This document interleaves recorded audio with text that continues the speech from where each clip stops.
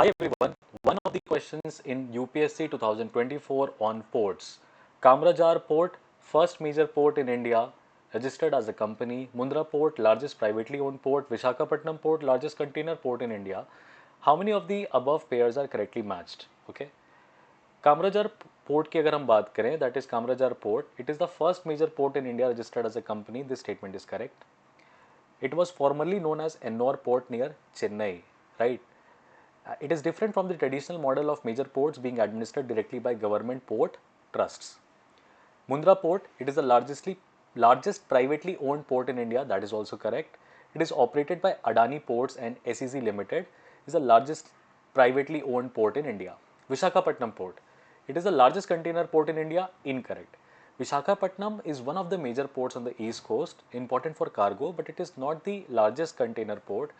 Jawaharlal Nehru Port Trust, JNPT near Mumbai, is the largest container port, okay, in India, and that is why only two pairs are correct.